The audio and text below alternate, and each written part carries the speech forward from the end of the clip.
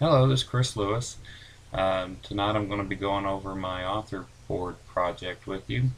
I did my project over Judy Blume, and the first time I was introduced to her work was when I was in the 6th grade. My 6th grade English teacher, Miss Orr, read to the class Tales of 4th Grade Nothing. Um, that was one of my all-time favorite books to have read to us, or to me, at that time. And as I progressed up into 7th and 8th grade, I started reading more of Judy Blume's books. Um, Unfortunately, whenever I purchased my trifold board, I got the largest one, and my project's pretty big, and my webcam is not very big, and so unfortunately I can't video myself and my author board um, project at the same time. So I'm going to position the camera to where you can see all of what I did on my author board, and I'm just going to go over some information that I jotted down um, for the rest of the project. So just bear with me for a moment while I position this in front of the board to where you can get a good idea of what I've done. So just bear with me just a second.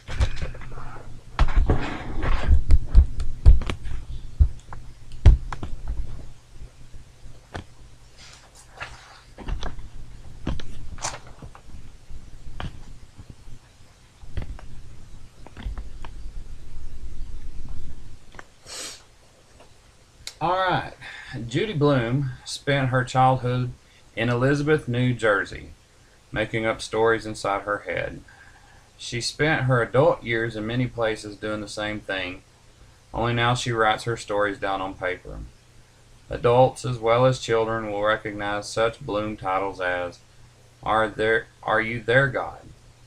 It's Me, Margaret, Blubber, Just as Long as We're Together, and the 5-book series about the irrepressible fudge, which are my favorites. She has also written 3 novels for adults: Summer Sisters, Smart Women, and Wifey, which all of them are New York Times bestsellers. She's had more than 80 million copies of her books sold, and her work has been translated into 31 different languages. She receives thousands of letters a year from readers of all ages who share their feelings and concerns with her. Judy received her BS in Education from New York University in 1961, which named her a Distinguished Alumna in 1996, the same year the American Library Association honored her with the Margaret A. Edwards Award for Lifetime Achievement. Other recognitions include the Library of Congress Living Legends Award and the 2004 National Book Foundation's Medal for Distinguished Contribution to American Letters. She is the founder and trustee of the Kids Fund, a charitable and educational foundation.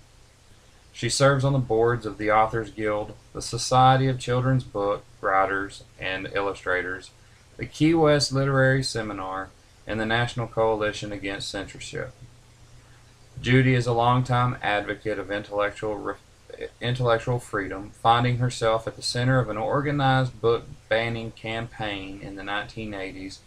She began to reach out to other writers, as well as teachers and librarians, who were under fire. Since then, she has worked tirelessly with the National Coalition Against Censorship to protect the freedom to read. She is also the editor of Places I've Never Meant to Be, which are original stories by censored writers. Most recently, Judy has completed a series of 4-chapter books, The Pain and the Great One. Also, she had New York cartoonist James Stevenson do the illustrating. She has co-written and produced a film adaptation of her book Tiger Eyes and is currently writing a new YA novel. And Judy and her husband, George Cooper, live on islands up and down the East Coast. They have 3 grown children and 1 grandchild. So as you see, Judy's pretty diverse in many kinds of writing, but most of all, I think the thing I appreciate the most about her, she brings a lot of fun and humor into reading.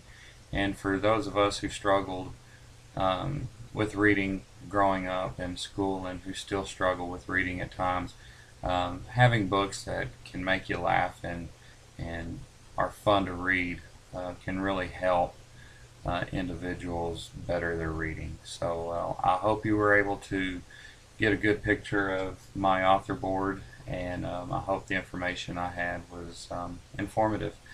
Thanks. Bye.